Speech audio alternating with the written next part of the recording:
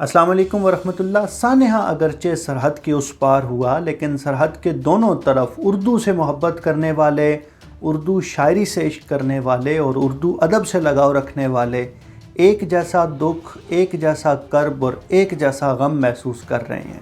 آج یہ خبر ملی کہ اردو ادب کا ایک باب بند ہوا۔ بہت بڑے شاعر، بہت بڑے ادیب راحت اندوری صاحب ہم میں نہیں رہے۔ انا للہ و انا الیہ راجعون۔ بے شک ہم سب اللہ کی طرف سے ہیں اور ہمیں اللہ کی طرف لوٹ کر جانا ہے۔ اللہ رب العزت سے دعا ہے کہ راحت اندوری صاحب کو اپنی رحمتوں کی چادر میں ڈھانپ لے اور ان کے درجات بلند فرمائے۔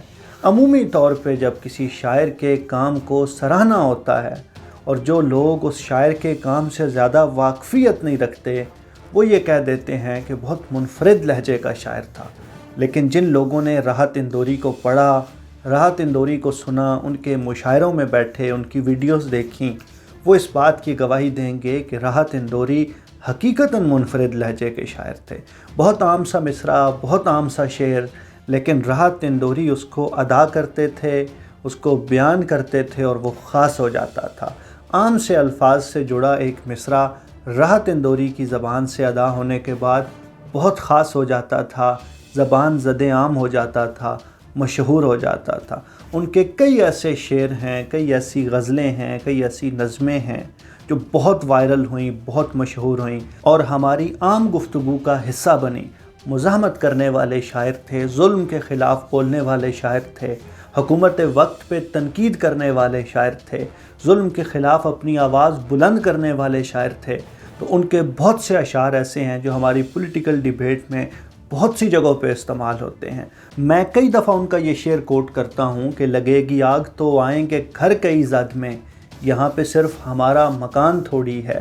اور بڑے کلیئر تھے اپنی آئیڈیالوجی میں، اپنے خیالات میں، اور بہت بڑی بات کو بہت سادہ الفاظ میں استعاروں میں کہہ دیا کرتے تھے۔ اور یہ شعر بھی ان کا ہے کہ میرے حجرے میں نہیں اور کہیں پر رکھ دو، آسمان لائے ہو لے آؤ زمیں پر رکھ دو۔ اور ظلم کے خلاف شاعری کرتے تھے، مزاحمت کی شاعری کرتے تھے تو اکیلے نہیں رہنا چاہتے تھے۔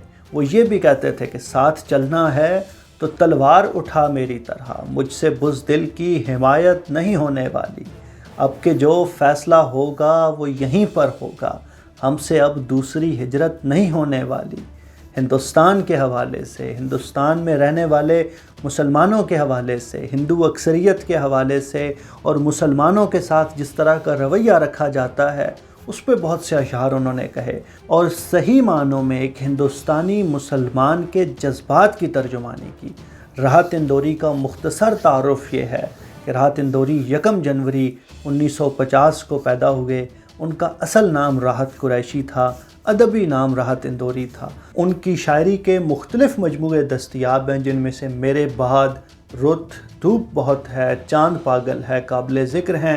اس کے علاوہ بھی ان کا کلام یوٹیوب پہ، انٹرنیٹ کی دنیا پہ موجود ہے۔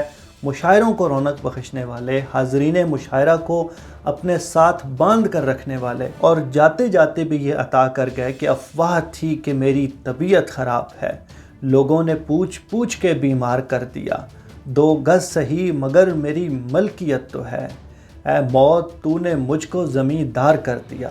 اللہ رب العزت سے دعا ہے کہ راحت اندوری صاحب کو اپنی رحمتوں کی چادر میں ڈھانپ لے۔ آپ لوگ بھی اپنی دعاؤں میں یاد رکھیں۔ بہت شکریہ۔